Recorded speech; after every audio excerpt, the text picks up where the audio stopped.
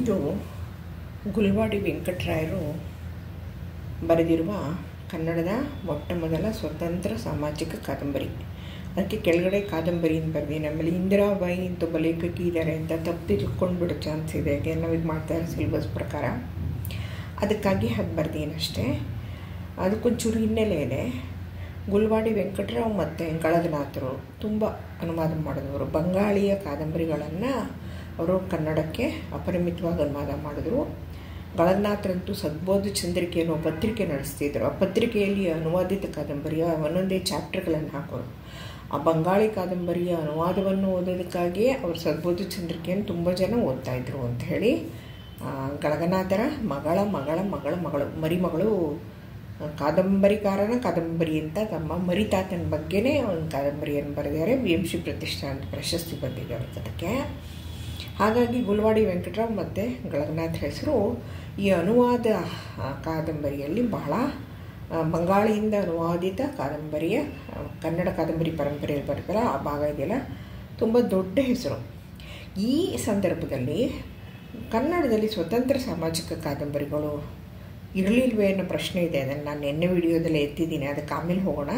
ಅದ್ರ ಬಗ್ಗೆ ಒಂದು ಮಾಹಿತಿಯನ್ನು ಓದ್ಬಿಡ್ತೀನಿ. ಕಾದಂಬರಿ ಇಂದಿರಾಬಾಯಿ, ಲೇಖಕರು ಗುಲ್ವಾಡಿ ವೆಂಕಟರಾವ್, ಮುದ್ರಣ 1899, 1985, 2013, ಮೊನ್ನೆ ಕೂಡ ಪ್ರಕಟ ಮಾಡಿದ್ದಾರೆ ನೋಡಿ. ಪ್ರಕಾಶಕರು ವಸಂತ ಪ್ರಕಾಶನ, 2013 ಮಾತ್ರ. ಬೆಲೆ 150, ಚಿಕ್ಕ ಪುಸ್ತಕನೇ, ಪುಟಗಳು 218. ನನಗೆ ಓದಿರೋ ಹಂಗೆ ನೆನಪು ಮಾಡಿ ದೊಡ್ಡ ಮಹಾರಾಯ ಆಗ್ಬೋದು, ಇದಾಗ್ಬೋದು, ಇದನ್ನೆಲ್ಲ ಒಂದು ಹಂತದಲ್ಲಿ ಓದಿದ್ದು, ಅಷ್ಟೊಂದು ಖಚಿತವಾಗಿ ನೆನಪಿಲ್ಲ ಈ ನೋಡಿದ್ರ ಬಗ್ಗೆ. ಇಲ್ಲಿರೋದನ್ನು ಓದ್ತೀನಿ. ಕನ್ನಡ ಸಾಮಾಜಿಕ ಕಾದಂಬರಿಗಳ ಪಿತಾಮಹ ಎಂದು ಹೆಸರಾಗಿರುವ ಗುಲ್ವಾಡಿ ವೆಂಕಟರಾಯರು ಜನಿಸಿದ್ದು 1844ರಲ್ಲಿ ದಕ್ಷಿಣ ಕನ್ನಡದ ಗುಲ್ವಾಡಿಯಲ್ಲಿ. ಮಂಗಳೂರಿನಲ್ಲಿ ಪ್ರಾಥಮಿಕ ವಿದ್ಯಾಭ್ಯಾಸ, ಮದ್ರಾಸಿನಲ್ಲಿ ವಿಶ್ವವಿದ್ಯಾಲಯದ BA ಪದವಿ, ಪೊಲೀಸ್ ಇಲಾಖೆಯಲ್ಲಿ ಪೊಲೀಸ್ ಇನ್ಸ್ಪೆಕ್ಟರ್ ಆಗಿ ಮಂಜೇಶ್ವರ, ಮಂಗಳೂರು, ಬಂಟ್ವಾಳ, ಮಡಿಕೇರಿಗಳಲ್ಲಿ ಸೇವೆ ಸಲ್ಲಿಸಿದ್ದಾರೆ. 1913ರಲ್ಲಿ ಅವರು ನಿಧನರಾದರು. ಇವರ ಇತರ ಕೃತಿಗಳು ಭಾಗೀರಥಿ, ಸೀಮಂತಿನಿ ಹಾಗೂ ಲಾಡು ಪ್ರಿಯಾಚಾರ್ಯ ಮತ್ತು ವೇಣಮ್ಮ ನಾಗಮ್ಮರ ಸಂವಾದ, ಇನ್ನು 1-2-3 ಕೃತಿಗಳ ಹೆಸರನ್ನು ಕೊಡ್ತಾರೆ. ಆ್ಯಕ್ಚುಲಿ ಗುಲ್ವಾಡಿ ವೆಂಕಟರಾಯರ ಬಗ್ಗೆ ಮಾಡ್ತಾ ಇರೋ ವಿಡಿಯೋ ಅಲ್ಲ, ಇನ್ನೊಂದು ವಿಡಿಯೋ ಅದ್ರ ಬಗ್ಗೆ ಮಾಡಿದ್ದೀನಾ ಇಲ್ವಾ ಅಂತ ತಿಳ್ಕೊಬೇಕು, ನನಗೂ ಮರ್ತು ಹೋಗ್ಬಿಟ್ಟಿದೆ. ಆದ್ದರಿಂದ ಇದು ಇಂದಿರಾಬಾಯಿ ಅನ್ನೋ ಕಾದಂಬರಿ ಬಗ್ಗೆ ಅಂತ ಅದಕ್ಕೆ ಹೆಚ್ಚು ಒತ್ತು ಕೊಟ್ಟರೆ ಸಾಕು. ಇದು ಕಾಂಪಿಟೇಟಿವ್ ಎಕ್ಸಾಮಲ್ಲಿ ಇದರ ಬಗ್ಗೆ ಬರುವ ಚಾನ್ಸಸ್ ತುಂಬ ಇದೆ. ಕನ್ನಡದ ಮೊಟ್ಟಮೊದಲ ಕಾದಂಬರಿ ಎಂಬ ಹೆಗ್ಗಳಿಕೆ ಪಡೆದಿರುವ ಇಂದಿರಾಬಾಯಿ ಅಥವಾ ಸದ್ಧರ್ಮ ವಿಜಯ. ನಾನು ಹೇಳಿದೆ ನಿನ್ನೆ ಒಂದು ಪುಸ್ತಕಕ್ಕೆ 2 ಹೆಸರು ಕೊಡ್ತಿದ್ರು ಅಂತ, ಏನೋ ಹೇಳಕ್ಕೆ ಹೋದೆ. ಕೈಲಾಸಮ್ಮ ಅವರು ಟೊಳ್ಳುಗಟ್ಟಿಗೆ ಮಕ್ಕಳ ಸ್ಕೂಲ್ ಮನೇಲಲ್ವೇ ಅಂತ ಇನ್ನೊಂದು ಹೆಸರಿತ್ತು. ಮದುವೆಯೋ ಮನೆ ಹಾಳೋ ಅಂತ ಅದಕ್ಕೆ ಇನ್ನೊಂದು ಹೆಸರು. ಆ ಥರ ಎಲ್ಲ ಇರುತ್ತಲ್ಲ, ಅದು ಇಂದಿರಾಬಾಯಿ ಅಥವಾ ಸದ್ಧರ್ಮ ವಿಜಯ ಕಾದಂಬರಿಯು ಇಂದಿರಾಬಾಯಿಯ ಇನ್ನೊಂದು ಹೆಸರು ಏನು, ಕಾದಂಬರಿಯ ಇನ್ನೊಂದು ಹೆಸರು, ಈ ಥರ ಪ್ರಶ್ನೆಗಳು. ಕಾದಂಬರಿಯು ಸ್ವಾತಂತ್ರ್ಯ ಪೂರ್ವದಲ್ಲಿ ಆಚರಣೆಯಲ್ಲಿದ್ದ ಬಾಲ್ಯ ವಿವಾಹ, ವಿಧವಾ ವಿವಾಹ, ಆರ್ಥಿಕತೆ, ಜನರ ಶೈಕ್ಷಣಿಕ ವಿಚಾರಗಳು, ಜನರ ಮೂಢನಂಬಿಕೆಗಳ ಪರ ವಿರೋಧದ ವಿಷಯಗಳನ್ನು ಒಳಗೊಂಡಿರುವ ಕಾದಂಬರಿಯಾಗಿದೆ. ಇದಿಷ್ಟು ಮುಖ್ಯವಾದ ವಿಷಯ ಇಂದಿರಾಬಾಯಿ ಬಗ್ಗೆ ತಿಳ್ಕೊಂಡ್ರೆ. ಲೇಖಕರೇ ಹೇಳುವಂತೆ ಈ ಕಾದಂಬರಿಯ ಇಂದಿರಾಬಾಯಿ ಎಂಬುವರ ಜೀವನ ಚರಿತ್ರೆಯಾಗಿದ್ದು, ಒಂದೊಂದು ಘಟನೆಗಳೇ ಒಂದರ ನಂತರ ಒಂದು ಕಥೆಯಾಗಿ ಮೂಡಿರುವುದು ಈ ಕಾದಂಬರಿಯ ವೈಶಿಷ್ಟ್ಯವಾಗಿದೆ. ಇಲ್ಲಿ ಕಾದಂಬರಿಯ ಬಗ್ಗೆ ಮಾತಾಡ್ತಾರೆ, ಅದನ್ನೇ ನಾವು ಮುಖ್ಯವಾಗಿ ತಿಳ್ಕೊಳ್ಬೇಕಾಗಿರೋದು. ಕಮಲಾಪುರದಲ್ಲಿ ವಾಸವಾಗಿದ್ದ ಭೀಮರಾಯ ಹಾಗೂ ಅವನ ಪತ್ನಿ ಅಂಬಾಬಾಯಿ ಕಾದಂಬರಿಯ ಪ್ರಮುಖ ಕೇಂದ್ರ ಬಿಂದುಗಳು. ಅವರ ಹಂತ ಹಂತದ ಬದುಕು, ವಿಚಿತ್ರ ಮನಸ್ಥಿತಿಯೇ ಅವರ ಬದುಕಿನ ಆಗುಹೋಗುಗಳಿಗೆ ಕಾರಣವಾಗಿರುತ್ತದೆ. ಬಾಲ್ಯದಲ್ಲಿ ತಂದೆ ತಾಯಿಯನ್ನು ಕಳೆದುಕೊಂಡ ಭೀಮರಾಯ ಬೆಳೆದು ದೊಡ್ಡವನಾಗಿ ಅಂಬಾಬಾಯಿಯೊಡನೆ ಅವನ ವಿವಾಹವಾಗುತ್ತದೆ. ಶಾನುಭೋಗ ನರಸಿಂಹಶಾಸ್ತ್ರಿಗಳ ಬಳಿ ಉದ್ಯೋಗದಲ್ಲಿದ್ದ ಭೀಮರಾಯನ ಕಾರ್ಯಚತುರತೆಯನ್ನು ಮೆಚ್ಚಿದ ನರಸಿಂಹಶಾಸ್ತ್ರಿಗಳು ವಿಶ್ವಾಸದಿಂದ ಭೀಮರಾಯನಿಗೆ ಅವರ ಶಾನುಭೋಗತನದ ಅನೇಕ ಕೆಲಸವನ್ನು ಅವನ ಜವಾಬ್ದಾರಿಗೆ ಒಪ್ಪಿಸಿದ್ದರು. ಇದರಿಂದ ದಿನೇ ದಿನೇ ಆದಾಯ ಅಧಿಕಗೊಂಡು ಅಂಬಾಬಾಯಿ ವಿವಾಹದ ನಂತರ ಅವಳ ಕಾಲ್ಗುಣದ ಅದೃಷ್ಟ ಎಂಬಂತೆ ಸಿರಿವಂತನಾಗಿ ಲಕ್ಷ್ಮಿಗೆ ಅಧಿಪತಿಯಾಗಿ ಇಡೀ ಊರಿಗೆ ಶ್ರೀಮಂತನೆಂಬ ಭಾವ ಬೆಳೆದು ಪ್ರತಿನಿತ್ಯ ಭಾಗವತ ಪ್ರಸಂಗಗಳನ್ನು ದಾನ ಧರ್ಮ ಅನ್ನದಾಸೋಹ ಮಾಡುತ್ತಾ ಊರಿಗೆ ಪ್ರಸಿದ್ಧನಾಗಿದ್ದನು. ದಾನ ಧರ್ಮ ಅನ್ನದಾಸೋಹ ಗೊತ್ತಾಗುತ್ತೆ. ಭಾಗವತ ಪ್ರಸಂಗ ಅಂದರೆ ಪುರಾಣ ಪುಣ್ಯಕಥೆಗಳನ್ನು ದಿನಾ ಮನೆಯಲ್ಲಿ ಓದಿಸೋದು, ಅದಕ್ಕೆ ಭಾಗವತ ಪ್ರಸಂಗ ಅಂತ ಕರೀತಾರೆ. ಅದು ಒಂದು ಪುಣ್ಯದ ಕೆಲಸ ಅಂತ ಆಗಿದ್ದ ಜನ ನಂಬಿದ್ರು. ಈಗಲೂ ಕುಮಾರವ್ಯಾಸ ಭಾರತವನ್ನು ಹಳ್ಳಿಗಳಲ್ಲಿ ದೇವಸ್ಥಾನಗಳಲ್ಲಿ ಓದೋ ಪದ್ಧತಿ ಇದೆ. ತನ್ನ ಸಿರಿವಂತಿಕೆಗೆ ಮೂಲ ಹೆಂಡತಿಯೇ ಕಾರಣ ಎಂದು ನಂಬಿದ್ದು, ಅವಳ ಬುದ್ಧಿವಂತಿಕೆಯನ್ನು ಕಂಡು ಅವನ ಪ್ರತಿ ಕೆಲಸವನ್ನು ಅಂಬಾಬಾಯಿಯ ಆಣತಿಯಂತೆಯೇ ಪಾಲಿಸುತ್ತಿದ್ದ. ಅದೇ ಊರಿನ ವೃದ್ಧ ಬಾಳಾಜಿ ರಾಯನ ಮಗ ಸುಂದರರಾಯನು ಇವನ ಬಳಿ ಬಂದು ಶಾನುಭೋಗರ ಬಳಿ ತನಗೂ ಒಂದು ಉದ್ಯೋಗ ಕೊಡಿಸು ಎಂದು ದುಂಬಾಲು ಬೀಳಲು, ಅವನ ಏಳಿಗೆಯನ್ನು ಸಹಿಸದ ಅಂಬಾಬಾಯಿಯ ಸಲಹೆಯಂತೆ ದೇವಕಿಯ ಕುತಂತ್ರದಿಂದ ಸುಂದರರಾಯನು ಸಾವನ್ನಪ್ಪುತ್ತಾನೆ. ಕಮಲಾಪುರದ ಈ ಘಟನೆ ಪೊಲೀಸ್ ಕೇಸಾಗಿ ಸುಂದರರಾಯನ ಶವವನ್ನು ಪರೀಕ್ಷಿಸಿದಾಗ ಅದರಲ್ಲಿ ವಿಷಪೂರಿತ ಆಹಾರ ಸೇವನೆ ಇರುವುದಾಗಿ ಆಗಲೂ ಇತ್ತು ನೋಡಿ ಪೋಸ್ಟ್ಮಾರ್ಟಮು.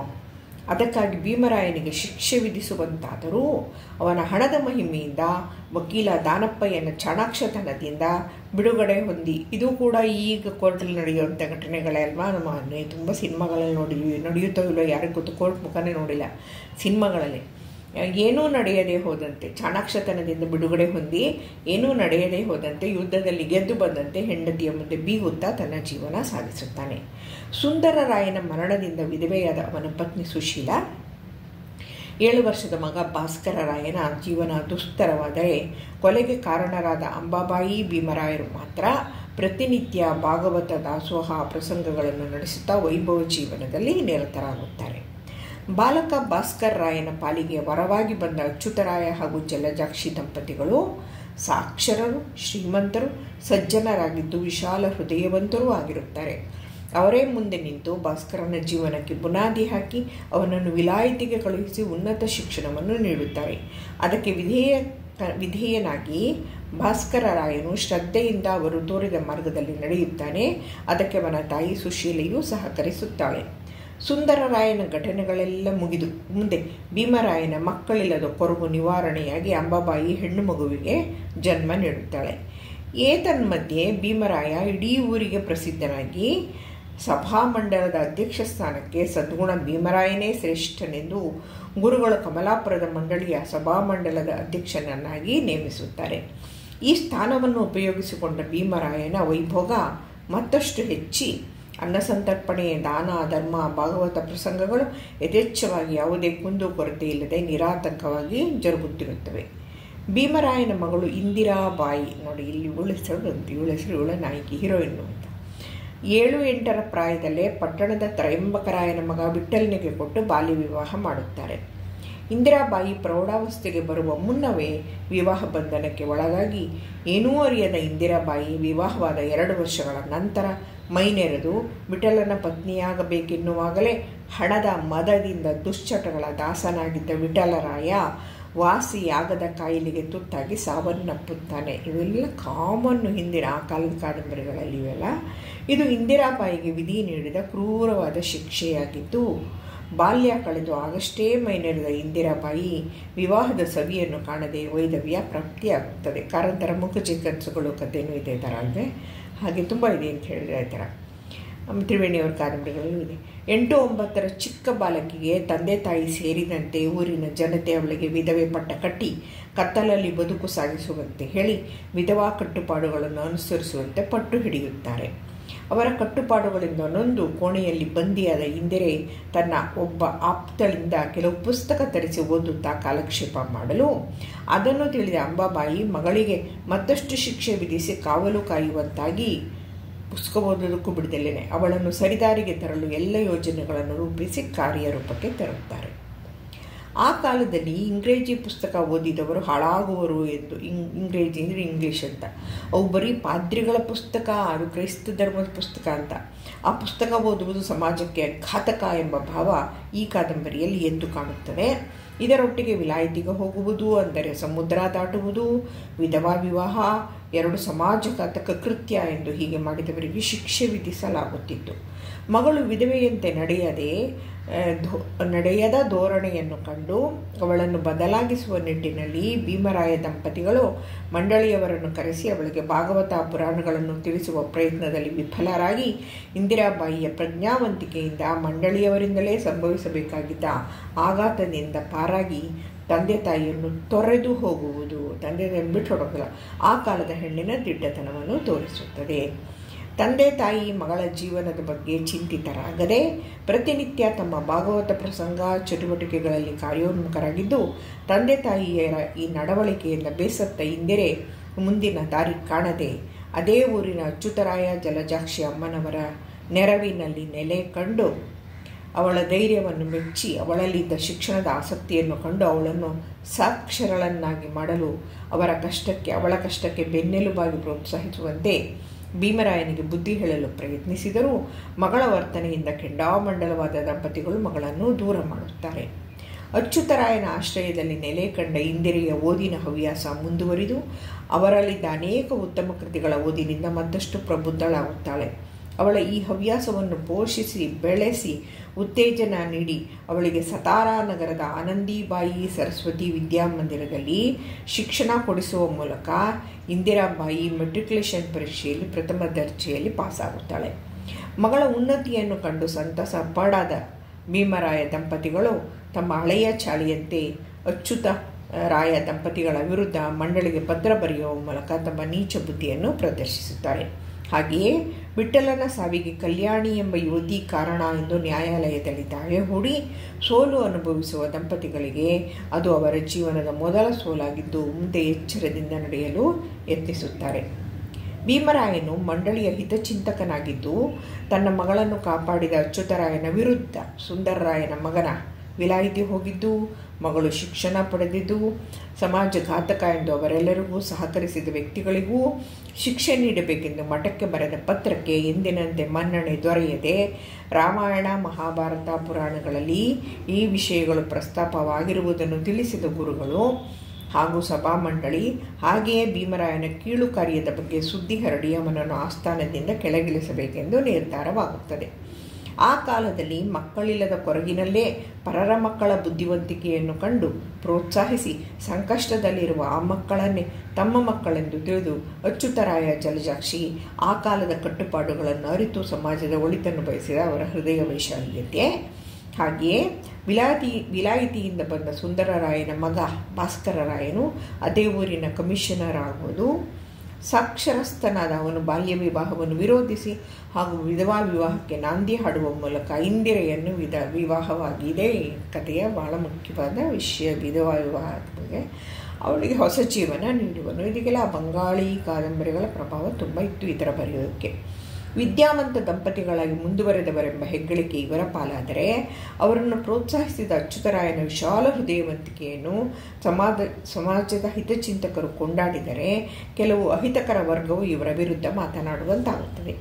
ಅದೇನೇ ಇದ್ದರೂ ಧರ್ಮಕ್ಕೆ ಜಯ ಎಂಬ ನೀತಿಯ ಅಡಿಯಲ್ಲಿ ಇಂದಿರಾಬಾಯಿ ವಿಧವೆಯಾದರೂ ನೀತಿವಂತಳಾಗಿ ಬದುಕುವುದು, ಭಾಸ್ಕರನ ಶ್ರದ್ಧೆ, ಪ್ರಾಮಾಣಿಕತೆ, ಪರಿಶ್ರಮ, ಯಶಸ್ಸು, ಕೀರ್ತಿ, ಸತ್ಯಕ್ಕೆ ಜಯ ಎಂಬ ಸಂದೇಶವನ್ನು ಸಾರಿತ್ತು.